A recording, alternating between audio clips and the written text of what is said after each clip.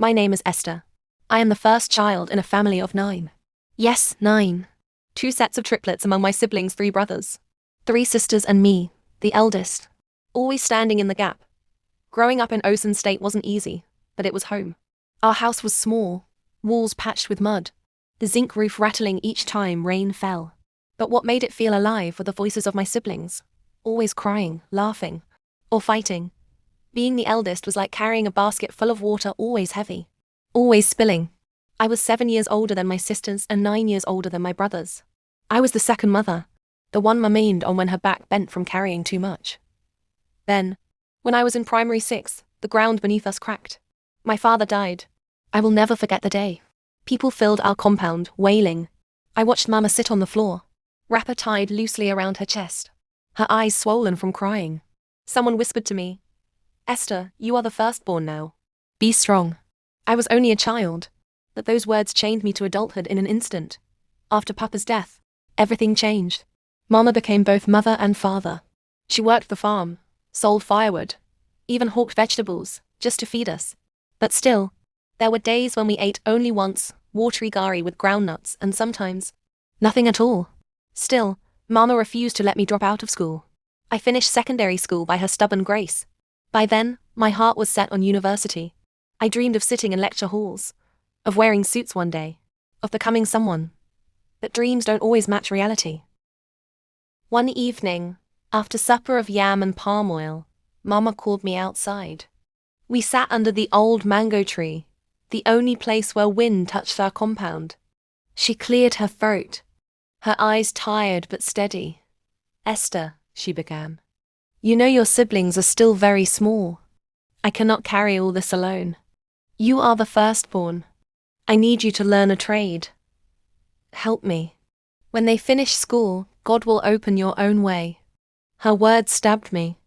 My heart screamed, "No. It's not fair. I want to study. I want my own life." But I looked at my sisters chasing each other barefoot in the sand, my brothers tugging at Mama's wrapper, and I swallowed the lump in my throat. "Yes, Mama," I whispered, though my chest burned. So I learned a trade. Every day I worked. I hawked, I sewed. I carried loads too heavy for my small frame.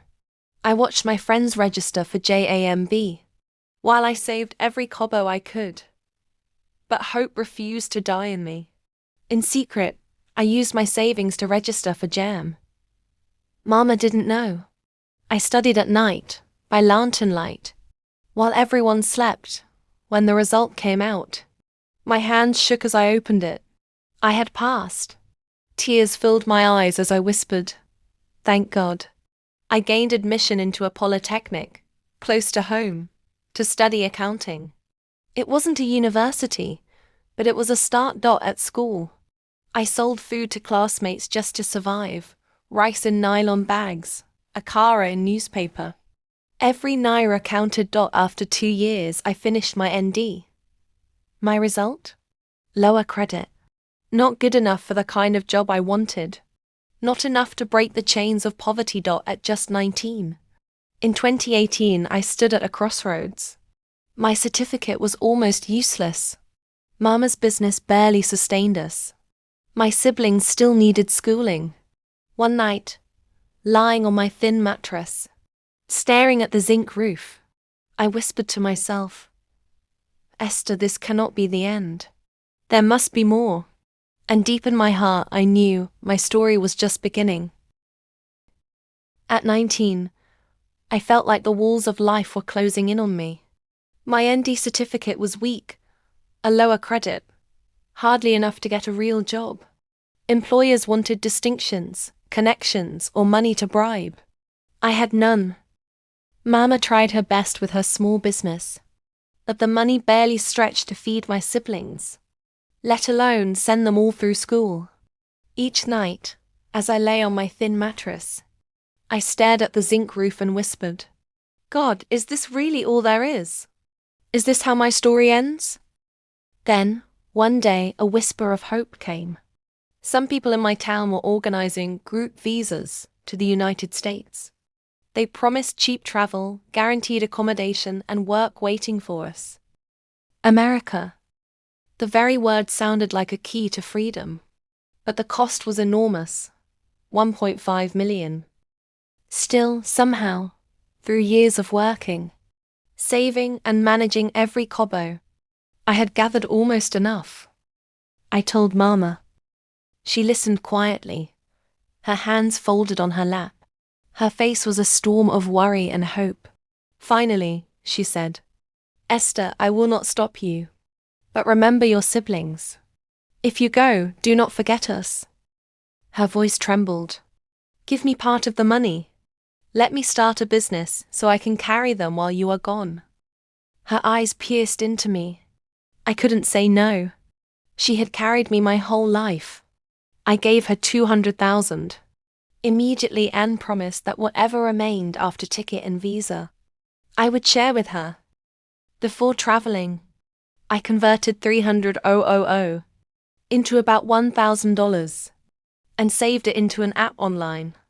Then, I deleted the app because the organizers warned us they would take our phones before the trip. That was my first red flag. But desperation blinded me. A week before the journey, they gathered 9 of us girls in a house. We barely knew each other.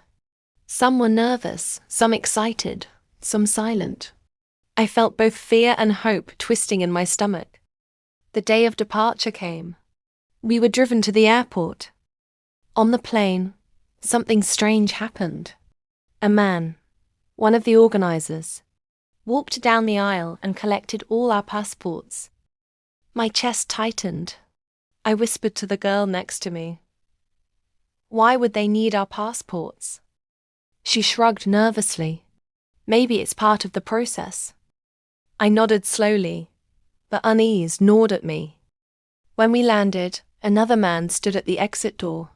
He handed our passports back to us, each one sealed in a small plastic wrap. Relief washed over me. But it was short-lived.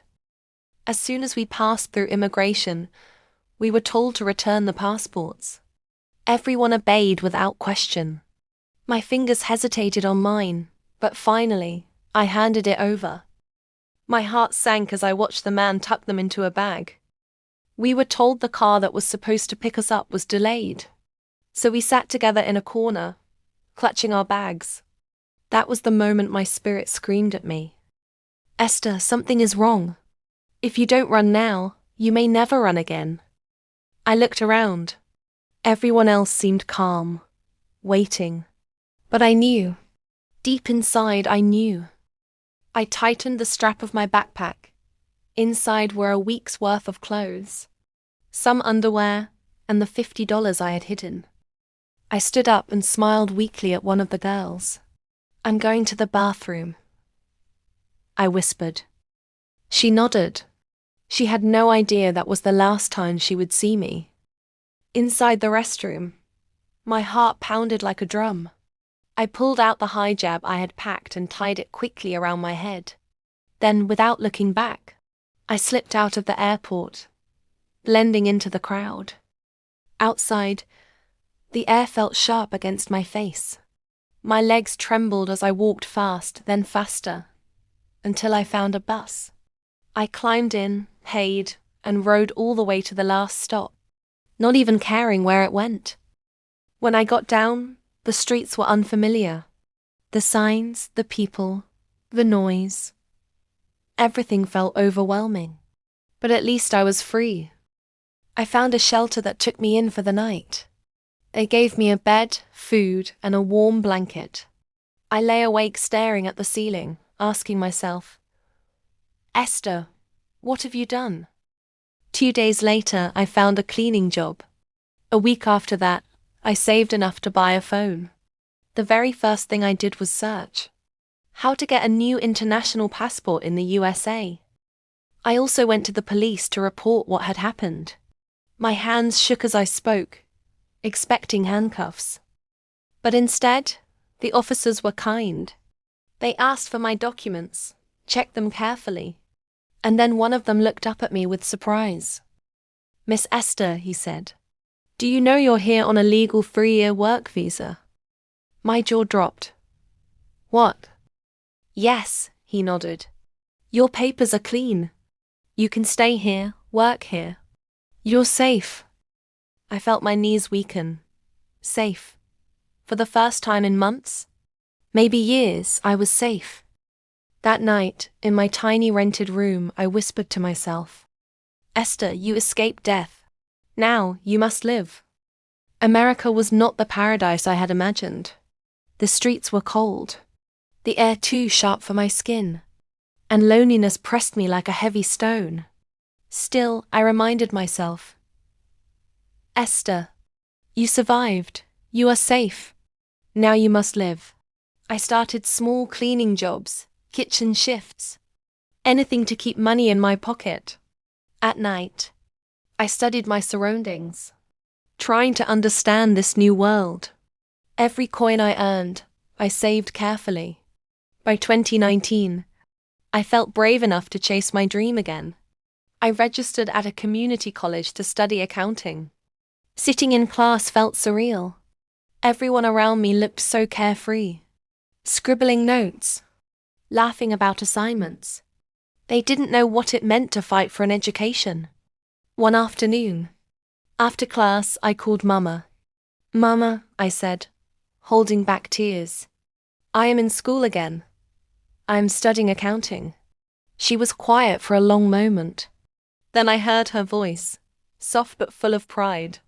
My daughter, you are the light of this family. Shine. Her words carried me. To survive, I worked part-time jobs, cleaning offices, washing dishes, selling food at a local market. Sleep became a luxury, but I didn't complain. Every time I thought of my siblings back home, I pushed harder. Then, in January 2020, something happened. I got an internship at a firm. It wasn't much money, but it was in accounting.com for the first time. I was touching the dream I once thought impossible. But before I could celebrate, the world shifted. COVID-19 spread. Schools closed. My side jobs disappeared overnight. For days, I sat in my small apartment, staring at my empty fridge, wondering if I would lose everything. Then, one afternoon, my phone rang. It was my supervisor from the internship.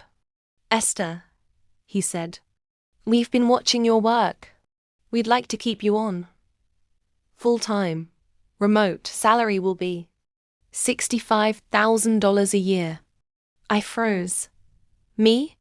Yes, you've earned it. When the call ended, I fell to my knees. Tears poured from my eyes as I whispered, Thank you, God. Thank you. The very first thing I did was call Mama. Mama, start building the house in Ibadan. I said firmly. She gasped. House? Esther, is it possible? Yes, Mama, I said, smiling through tears. You will no longer rent. You will rest. From that day, I sent her money every 2 weeks. First $100, then $1,000 a month. My siblings moved into private schools. For the first time in years, Mama's voice sounded light when she called. By 2021, my life looked different. I had been promoted to head of department, with a salary of $95,000 after taxes. I only had to go to the office once a week. At 21, I was living the kind of life I once only saw in movies. I even bought a house at an auction. Though I could have paid in full, I chose a mortgage, letting the rented parts cover it, while I invested my savings wisely. Slowly, steadily, my account grew. But success didn't erase the shadows of the past. One evening, scrolling through the news, my heart froze. 2 of the girls I had traveled with, the same ones I left behind at the airport, had been arrested for prostitution. Another had died. I dropped my phone and wept. That could have been me. For hours I cried, my chest heavy with survivor's guilt. But then, I wiped my tears and looked at myself in the mirror. Esther, I whispered, you did not escape just to survive. You escaped to rise. From that day, I vowed my life would mean something. Not just for me, but for Mama, my siblings, and for the girls who never made it out. By 2022, my life looked like a miracle. A good job, a house, a 5-year residency visa, and my family back home living comfortably. From the outside, I looked complete, but inside, I was still searching for Esther. Who was I, beyond duty and survival? That was when I met Celine. She was a family lawyer, bold, intelligent, and with a laugh that filled a room. We met at a networking event. I was nervous, clutching my glass of juice, feeling out of place when she walked up to me. "You don't like crowds, do you?" she asked, smiling. I laughed softly. "Not really. I'm more comfortable in the corner." "Well, then I'll stay in the corner too," she said. And just like that, we began. With Celine, I felt something I had never felt before. She saw me, not as the firstborn who carried everyone, not as the girl who survived, but as Esther. She made me laugh, made me breathe. One evening, as we walked hand in hand through the park, I realized the truth. I wasn't just attracted to men. I was bisexual. At first, I fought it. In Nigeria, people didn't even speak of such things without judgment or danger. But here, I let myself love freely. And I loved her. Then, one quiet evening in her apartment, everything changed. We had just finished dinner. She looked at me, her eyes shining, then pulled out a small velvet box. "Esther," she said softly, kneeling, "you are the strongest, most beautiful person I've ever known. Will you marry me?" My breath caught. My heart raced. A part of me wanted to say yes, but another part screamed, "Not yet. You are only 23. You just began to live." Tears filled my eyes as I whispered, "Celine, I love you. But I'm not ready. I can't." Her face broke. She tried to smile, but I saw the hurt slowly. We drifted apart, losing her tore at me. But life has a way of surprising you when you least expect it. Months later, I met Toby. He was from the United Kingdom, working in America. We first spoke at a cafe. I was reading my accounting notes when he leaned over with a grin. "Do you always frown at your books like that? Looks like you're fighting them." I laughed. "Maybe I am." From that day we talked. Coffee turned to dinners. Dinners turned to long walks, and soon, I realized something with Toby. I felt at home. He respected my journey. He listened when I spoke about my struggles. He cared about my family as though they were his. One evening he held my hand across the table and said, "Esther, from the moment I met you, I knew you were the one. Will you be my wife?" This time my answer came without hesitation, yes. We married twice, first in the US, then in Nigeria. Taking Toby home was emotional. When Mama saw him, she smiled so wide. It was as if her face had forgotten sorrow. Our house in Ibadan was now complete. Beautiful. A symbol of how far we had come. During the traditional wedding, drums beat loudly, women ululated, and my siblings danced in circles. I stood in the middle of it all, tears streaming down my face. I turned to Toby and whispered, "I carried them all these years. And now look, they are happy." He squeezed my hand. "They're happy because of you, Esther. And now, because of us." That night, under the stars, I whispered to him, "I want more for them. I want my sisters and brothers to dream beyond Nigeria." He kissed my forehead. "Then we'll do it together." And in that moment, I knew. Our love was more than romance. It was a partnership to build a future bigger than what either of us had imagined. Episode 5. Full Circle, Esther's POV.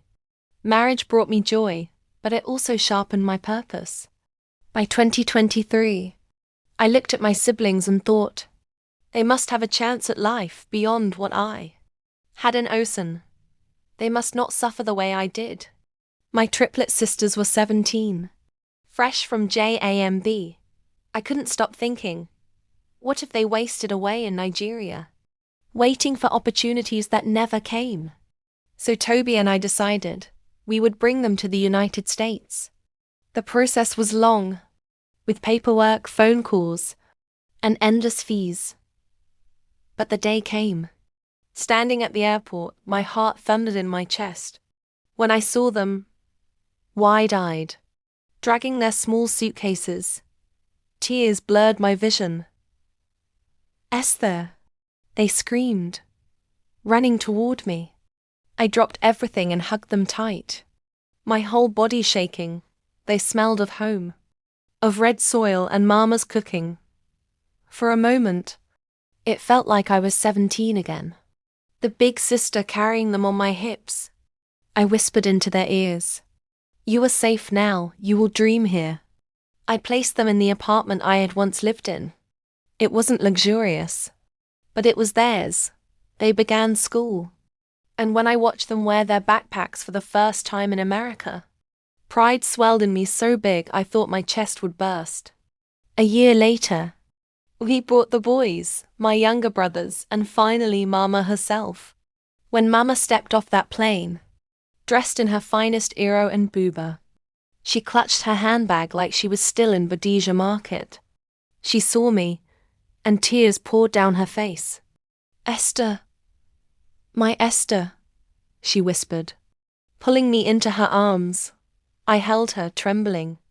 "Mama, rest now. The suffering is over." Behind her, my siblings laughed and chattered, taking pictures of everything like tourists. For the first time, we were all together in safety. Life moved quickly after that.